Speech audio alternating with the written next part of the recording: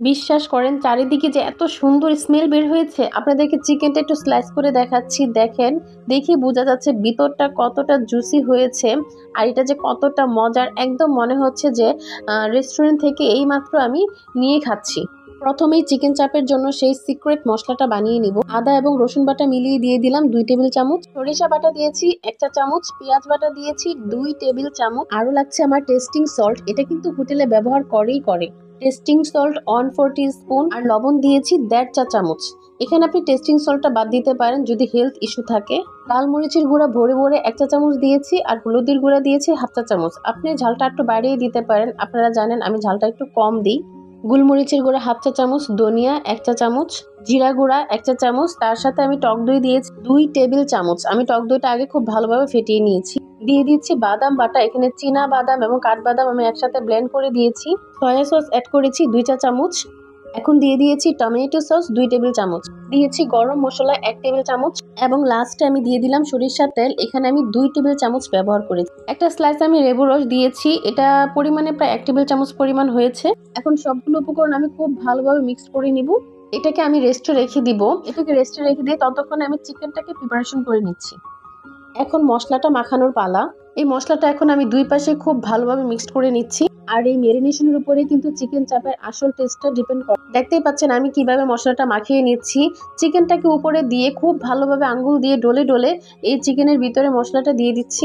আমি এই মশলা দিয়ে একটা চিকেনের 4টা পিস বার হয়েছে, সেই 4টা পিসে আমি ম্যারিনেশন করে রেখে দিব। আর তার মধ্যে 2টা পিস আমি অলরেডি মশলার মধ্যে লাগিয়ে আমি ফ্রিজে ফ্রোজেন করে ফেলেছি, সেই ভিডিওটা স্কিপ হয়েছে। আর যে 2টা চিকেনের অংশ আছে সেই 2টাকে মশলার সাথে খুব ভালোভাবে মিক্সড করে আমি রেখে দিব রেস্টে। এই ম্যারিনেট করা মাংস ওভারনাইট আপনি ফ্রিজে রেখে দিলে বেস্ট রেজাল্ট পাবেন। তবে আজকে আমার হাতে সময় নেই, এজন্য আমি 1-1.5 ঘন্টার মতো রেস্টে রেখে দিচ্ছি। এখন চিকেনটা আমি ভেজে নিব। তার আগে চিকেনটাকে আমি বেসনের মধ্যে খুব ভালোভাবে কুট করে নিয়েছি। কুট করার পর চিকেনটাকে খুব ভালোভাবে ঝাঁকিয়ে নিয়ে এখন আমি গরম তেলের মধ্যে দিয়ে দিচ্ছি। আগে আমি চুলায় একটি প্যানের মধ্যে তেল দিয়ে রেখেছিলাম, তেলটা গরম হয়ে গেছে। চিকেন চাপের টেস্ট কিন্তু দ্বিগুণ হয়ে যাবে যখন আপনি চিকেনটাকে হোটেলের মতো 2বার ফ্রাই করে নেবেন। আমিও তাই করব। আমি যেটা করেছি, চিকেন পিসটাকে 50-60% কুক হয়ে যাওয়ার পর এটাকে উঠিয়ে কিছুক্ষণ রেখে দেন আবার এটাকে ফ্রাই করে নিতে হবে।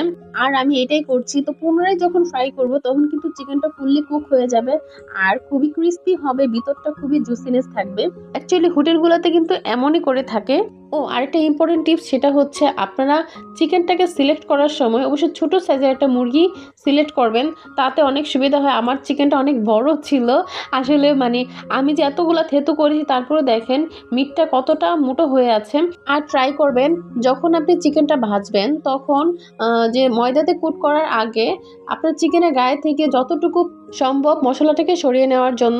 দেখেন একটা স্লাইস দিয়ে আমার প্যান পুরোটা ভরে গিয়েছিল। তো কোনো রকম ভাবে আমি 2টা স্লাইস নিয়েছি। আমার কিন্তু এই ফ্রাই প্যানটা মানে সব থেকে বড় যে ফ্রাই প্যান সেটা ইউজ করেছি। তো আপনারা বুঝতে পারছেন কিনা এটা কতটা বড় হয়েছে। আমরা যখন চিকেন চাপ কিনে খাই সেগুলো কিন্তু আরো ছোট থাকে। রেস্টুরেন্টে কিন্তু ওরা একটু ছোট করে চিকেন চাপটা তৈরি করে, মানে ছোট মুরগিটা নিয়ে নেয়। ডাবল ফ্রাই করার পরে দেখেন চিকেন চাপটা লুকিংটা কতটা ইয়ামি হয়েছে, একদম রেস্টুরেন্টের মতো হয়েছে। তো আমার চিকেনটা অনেক বড় ছিল যার জন্য স্লাইসগুলো বড় বা একটু মোটো হয়ে আছে। বাট আপনি চিকেনটাকে ওই যে রেস্টুরেন্টে যেমন মিডল সাইজের চিকেনটা সিলেক্ট করে আপনি অবশ্যই সেটাই করবেন। আমার চিকেন চাপগুলো ভাজা হয়ে গেছে, আমি এখন উঠিয়ে নিয়েছি। আর যে এক্সট্রা মশলাটা ছিল সেই মশলাটা এখন আমি যে এক্সট্রা তেলটা রয়ে গেছে চাপটা ভাজার পর সেই তেলের মধ্যে দিয়ে দিয়েছি এবং খুব সুন্দর করে ভেজে নিয়ে আর একটু পানি দিয়ে ঢাকনা দিয়ে ঢেকে সময় নিয়ে মশলাটাকে কষিয়ে নিব। মশলাটা যত সুন্দর করে কষানো হবে এর টেস্টটা কিন্তু ততটা ভালো হবে। এই মশলাটা কি করছি তাই ভাবছেন? রেস্টুরেন্টের আরেকটা গোপন রেসিপি এটা। ওরা কিন্তু এই মশলাটা দিয়ে একটা সস তৈরি করে নেয়, যেটা আমি আজকে আপনাদেরকে করে দেখাবো। তবে এই মশলাটা যেন খুব ভালোভাবে কষানো হয় সেটা খেয়াল রাখতে হবে। দেখবেন ভাজা ভাজা হয়ে যাবে, পানিটা শুকিয়ে যখন তেলটা উপরে ভেসে যাবে এবং একটু ভাজা ভাজা হবে তখন বুঝে নেবেন যে মশলাটা রেডি। এই তো আমার মশলাটা রেডি হয়ে গেছে। এখন আমি এটাকে সার্ভ করব। এই তো নান রুটি, অনেকগুলা নান রুটি বানিয়েছি আর তো চিকেন চাপ তৈরি করেছি, সাথে আরো অনেক কিছু আছে।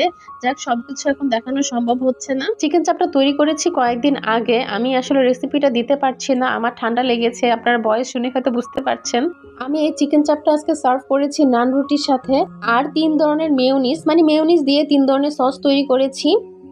আর শসা কুচির সাথে মেয়োনিজ দিয়ে একটু সালাদ তৈরি করে নিয়েছি। আর চিকেনের যে এক্সট্রা মশলাটা কষিয়ে নিয়েছিলাম সেটাকেও সার্ভ করে নিচ্ছি। এই মশলা দিয়ে নান রুটি খেতে ভীষণ ভালো লাগে। আপনি চাইলে এই মশলার সাথে একটু মেয়োনিজ, একটু টমেটো সস মিক্সড করলে এটা আরো টেস্টি হয়ে যায়।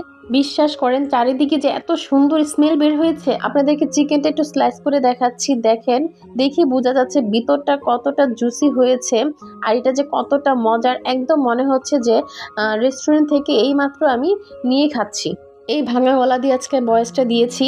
আশা করি আমার আজকের রেসিপিটা আপনাদের অনেক কাজে আসবে। Thanks for watching my video. Allah Hafiz.